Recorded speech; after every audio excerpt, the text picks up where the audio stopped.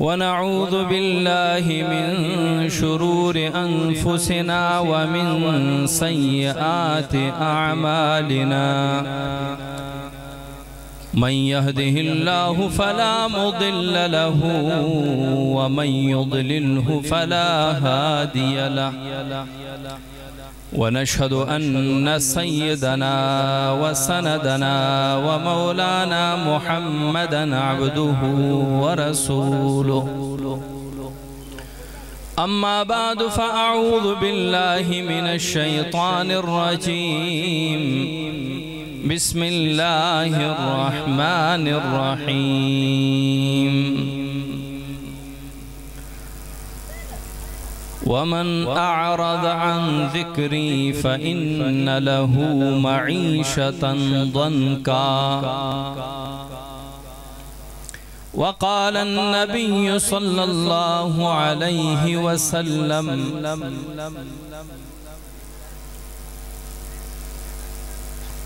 أفضل الذكر لا إله إلا الله صدق الله العظيم وصدق رسوله النبي الكريم ونحن على ذلك لمن الشاهدين والشاكرين والحمد لله رب العالمين. نہایت واجب القدر واجب الاحترام بزرگوں بھائی اور دوستو، سب سے پہلے میں مبارکباد پیش کرتا ہوں حضرت مولانا مسرور حسن ضیاء صاحب اور ان کی پوری ٹیم، معاونین، خادمین کو جنہوں نے اس بہترین اور خوبصورت پروگرام کا انعقاد فرمایا. میرا موضوع بڑا مختصر بھی ہے اور مجلس ذکر کے حوالے سے ہے، اور ذکر ہم نے اللہ کا کرنا ہے، جتنا ادب سے ہو، جتنا احترام سے ہو، اتنا ہی اس ادب کا ہمیں اچھا پھل ملے. کیونکہ رسول اللہ صلی اللہ علیہ وسلم نے فرمایا کہ جب کچھ قوم آپس میں جمع ہو جائے، یہ بچوں میری بات سنو، چھوٹے بچوں ادھر متوجہ ہو جاؤ. بچے آپ کو نہیں پتا کہ آپ کی وجہ سے انتظامیہ کتنی پریشان ہے. آپ تھوڑی دیر کے لیے آرام سے بیٹھیں، مقررین نعت خوانوں کی تلاوت، ان کے نعت، ان کے بیانات سنیں اور اپنے آس پاس کے بچوں کو خاموش کروائیں. یہاں ہمارے استاد جی بیان فرما رہے ہیں، وہاں بچے آپس میں کھیل کود. بیٹا یہ مجلس کے آداب نہیں ہے، جس نے کھیلنا ہے وہ باہر جا کے کھیلے. ہمیں آپ اس پنڈال میں آتے ہوئے خوشی بھی ہوتی ہے، یہ بچوں کو بھی میری طرف متوجہ کریں. بچے آپ نے آخر تک خاموش بیٹھنا ہے، ٹھیک ہے؟ اور جو بچہ شور کرے گا اس کو انتظامیہ باہر نکال دے. بچوں کو مارنا بھی نہیں ہے، خاموشی سے بڑے شفقت سے سمجھانا ہے. اللہ کریم نے قرآن مجید میں فرمایا وَمَنْ أَعْرَضَ عَنْ ذِكْرِي، جس نے میرے ذکر سے منہ پھیر لیا، منہ موڑ لیا، تو اس کے لیے ہم کیا سختی کریں گے؟ فَإِنَّ لَهُ مَعِيشَةً ضَنْكَا، اس کی زندگی ہم تنگ کر دیں گے. وَنَحْشُرُهُ يَوْمَ الْقِيَامَةِ أَعْمَى، اور قیامت والے دن ہم اس کو اندھا اٹھائیں گے. جہاں اللہ کا ذکر ہو رہا ہے، جہاں قرآن کی تلاوت ہو رہی ہے، وہ بھی اللہ کا ذکر ہے۔ اِنَّا نَحْنُ نَزَّلْنَا الذِّكْرَ وَإِنَّا لَهُ لَحَافِظُونَ۔ قرآن کی تلاوت ہو رہی ہے، کسی نے اپنا منہ پھیر لیا کہ نہیں سننی مجھے تلاوت۔ نماز ہو رہی ہے، کسی نے نماز کی دعوت دے دی، اس نے نماز سے مسجد سے منہ پھیر لیا، نہیں پڑھنی میں نے نماز۔ تو یہ بھی ذکر سے اعراض کرنا ہے، کیونکہ فرماتے ہیں وَأَقِمِ الصَّلَاةَ لِذِكْرِ، میرے لیے نماز میرے ذکر کے لیے قائم کرے۔ نماز بھی اللہ کا ذکر، قرآن بھی اللہ کا ذکر، اور اللہ کا ہر ذکر بھی اللہ کا ذکر کہلاتا ہے۔ تو جو نماز سے منہ پھیرے، قرآن سے منہ پھیرے، اللہ کے ذکر سے منہ پھیرے، اللہ فرماتے ہیں فَإِنَّ لَهُ مَعِيشَةً ضَنْكَ، ان کے لیے ہم زندگی تنگ کر دیں گے۔ ہمارے پاس لوگ آتے ہیں، مفتی صاحب، مولوی صاحب، زندگی بڑی تنگ ہے، گھر میں پریشانیاں ہی پریشانیاں ہیں، بچے بات نہیں مانتے، کام چلتا نہیں، جس طرف چلتے ہیں رکاوٹیں ہی رکاوٹیں، بندشیں ہی بندشیں۔ مفتی صاحب ذرا چیک کرنا کسی نے کوئی جادو تو نہیں کر دیا؟ تو میرا جواب ہوتا ہے تشخیص بعد میں ہوگی، پہلے یہ بتائیے گا آپ کے گھر میں افراد نماز پڑھتے ہیں یا نہیں پڑھتے؟ ہاں، کدی کدی پڑھ لئی دی ہوں دی، کدی کدی پڑھ لینے۔ بابا جی، چاچا جی، حاجی صاحب، تسی کتنے ٹائم دی پڑھ دے ہو؟ اور دینے 2-3 بار پڑھ لئی دی ہوں، نہیں تھی جمعے دی نماز تے پکی ہے۔ اچھا، اور بچے نہیں، وہ نہیں پڑھ دے، بڑا سمجھایا بچے پڑھ دے نہیں نماز۔ اچھا، قرآن میں گھر میں قرآن کی تلاوت ہوتی ہے؟ نہیں جی، ساری رات موبائل چلان دے رہن دینے تے صبح 10 بجے تک ستے رہن دینے، تلاوت دا ٹائم ہی نہیں ہوندہ۔ تو میں انہیں کہتا ہوں کہ آپ کی تشخیص میں نے نہیں کرنی، اللہ نے کر دی ہے، قرآن میں کر دی ہے۔ وَمَنْ أَعْرَضَ عَنْ ذِكْرِ، جس نے نماز سے منہ پھیر لیا، تلاوت سے منہ پھیر لیا، میرے ذکر سے منہ پھیر لیا، فَإِنَّ لَهُ مَعِيشَةً ضَنْكَ، ہم اس کی زندگی تنگ کر دیں گے۔ تمہاری زندگی کسی انسان نے جادو کے ذریعے تنگ نہیں کی، تمہارے گھر کے افراد نے کی ہے۔ نماز نہیں پڑھو گے زندگی تنگ ہوگی، تلاوت نہیں کرو گے زندگی تنگ ہوگی، اللہ کا ذکر زبان پہ نہیں آئے گا زندگی تنگ ہوگی۔ تو جب زندگی تنگ ہوتی ہے تو پھر کیا ہوتا ہے؟ پھر انسان کو یہ دنیا جہنم لگتی ہے، پھر انسان کو اپنے عزیز و اقارب زہر لگتے ہیں، پھر ہر ایک کو شک کی نگاہ سے دیکھتے ہیں، اس نے مجھ پہ کچھ کروایا، اس نے کچھ کروایا، اور حالانکہ اپنے آپ پہ اس نے خود کیا ہے۔ اور دوسرا کیا اسے بدلہ ملے گا؟ اللہ تعالیٰ فرماتے ہیں اور قیامت والے دن ہم اسے اندھا اٹھائیں۔ قیامت کا دن ہو، محشر کا میدان ہو، اور ترازو بھی لگا ہوا ہے، محمد الرسول اللہ صلی اللہ علیہ وسلم بھی جلوہ افروز ہیں، تمام انبیاء اپنے امتوں کے ساتھ بیٹھے ہوئے ہیں، تشریف فرما ہیں، جلوہ افروز ہیں۔ وہ مسلمان، وہ حضور صلی اللہ علیہ وسلم کا امتی جس نے دنیا میں نماز سے منہ پھیرا، تلاوت سے منہ پھیرا، اور اللہ کے ذکر سے منہ موڑا، نحشرہ یوم القیامت اعما، قیامت والے دن یہ بندہ اندھا اٹھائے۔ جب اندھا اٹھا، نہ رسول اللہ صلی اللہ علیہ وسلم کی زیارت، نہ پولیس رات پہ صحیح چل سکتا، پھر کیا ہوگا؟ منزل جہنم ہوگا۔ ہمارا معاشرہ جتنا بگڑتا جا رہا ہے، اس میں سب سے بنیادی وجہ اللہ کے ذکر سے منہ موڑنا ہے، منہ پھیرنا ہے۔ جن ہاتھوں میں تسبیح ہوا کرتی تھی ان ہاتھوں میں موبائل ہے، جو کان تلاوت سنتے سنتے نہیں تھکتے وہ کان آج گانے سنتے سنتے نہیں تھکتے۔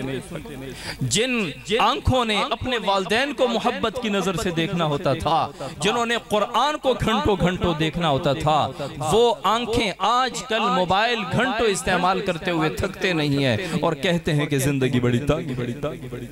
میں شرطیہ کہتا ہوں، حلفاً کہتا ہوں، بڑے ذمہ دار سٹیج پر بیٹھ کر کہتا ہوں، آپ 40 دن اپنے گھر کا ماحول پاکیزہ بنائیں، 40 دن اپنے گھر کا ماحول نماز والا بنائیں، تلاوت والا بنائیں، ذکر والا بنائیں۔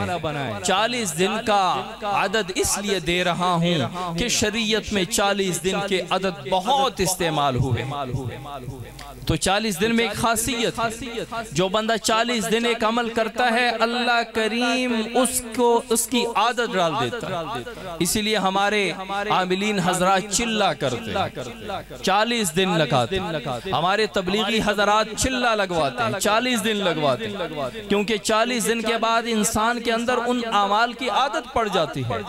آپ اگر اپنے گھر کا ماحول 40 دن کے لیے ایسا بنائیں کہ 40 دن میں ہم نے کسی نے کوئی نماز قضا نہیں کرنی، 40 دن گھر کے ہر فرد نے فجر کے بعد تلاوت کرنی ہے، 40 دن تک گھر کے ہر فرد نے کثرت سے استغفار اور درود شریف پڑھنا ہے، پھر آپ دیکھیں کہ 40 دن کے بعد آپ کو کیا پھل ملتا ہے۔ ہم درد گردوں میں ہے اور ہم گھٹنوں کی دوائی کھائیں تو گردوں کا درد تو نہیں جائے گا، پتھری گردے میں ہے اور ہم دوائی کیلشیم کی کھائیں، پتھریاں کہاں جائیں گی؟ پریشانی ہمیں اپنے اعمال سے ملی ہے اور ہم ڈھونڈتے پھرتے ہیں دنیا میں، پیسے میں، دولت میں، عہدے میں، تو دوائی بیماری کچھ ہے اور دوائی کچھ لے رہے ہیں۔ تو میرے بھائیوں، اپنی زندگی کو خوبصورت بنانا ہے، موت کو پرسکون بنانا ہے، قبر کو راحت والا بنانا ہے، یوم محشر میں بڑے عزت اور وقار کے ساتھ حضور صلی اللہ علیہ وسلم کے سائے میں، چھتری کے سائے میں جانا ہے، تو اللہ کے ذکر کو تھامنا ہے۔ میں نے بتایا اللہ کے ذکر میں نماز بھی ہے، اللہ کے ذکر میں قرآن کی تلاوت بھی ہے، اور عموماً اور اصطلاحاً اللہ کے ذکر میں زبان پر ہر اللہ کا نام لانا، سبحان اللہ، الحمدللہ، اللہ اکبر، کوئی بھی ذکر آپ اپنے زبان پہ لائیں گے یہ اللہ کا ذکر کہلاتا ہے۔ حضور صلی اللہ علیہ وسلم کے پاس صحابہ آتے اور کوئی پریشانی لاتے، حضور صلی اللہ علیہ وسلم کبھی کبھار عملی طور پر ان کو اس مسئلے کا حل بتا دیتے، اس پریشانی کا حل بتا دیتے، اور کبھی کبھار حضور صلی اللہ علیہ وسلم اس مسئلے کے لیے وظیفہ بتا دیتے۔ آج کل کہتے ہیں کہ جی مولوی صرف وظیفہ بتانے پہ لگے ہوئے، مولوی عمل علماء حضرات وظیفے ہی بتاتے ہیں، ذکر ہی بتاتے ہیں، عملی مشق نہیں کرواتے۔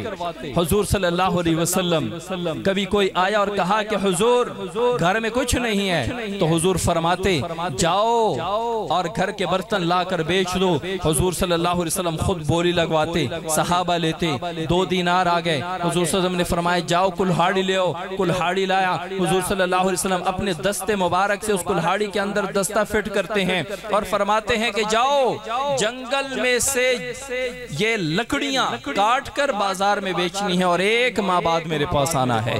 وہ جاتا ہے، لکڑیاں توڑتا ہے، کاٹتا ہے، بیچتا ہے، 1 ماہ بعد آتا ہے، نئے کپڑے ہیں، خوشحال ہے، چہرے پہ روشنی ہے اور چمک ہے اور جیب میں پیسے ہیں، اور حضور صلی اللہ علیہ وسلم کے پاس آ کے بڑی خوشی سے اپنی کارگزاری سنا رہا۔ ایک مرتبہ ایک شخص آتا ہے اور حضور صلی اللہ علیہ وسلم سے اپنی مالی حالات کی شکایت کرتا ہے، اے اللہ کے رسول مالی حالات بڑے خراب ہیں، تو حضور صلی اللہ علیہ وسلم نے یہ نہیں فرمایا کہ جاؤ کلہاڑی لاؤ، یہ نہیں فرمایا کہ جاؤ ٹھیلہ لگاؤ، فرمایا کہ فجر کی نماز سنت اور فرض کے درمیان یہ کلمات 100 مرتبہ پڑھنے ہیں، سبحان اللہ و بحمدہ، سبحان اللہ العظیم و بحمدہ، استغفر اللہ۔ یہ کلمات وہ پڑھنے لگ گیا، چند دن کے اندر وہ قرض سے بھی بری ہو گیا، قرض بھی ختم، اور اللہ کریم نے فراوانی کر دی۔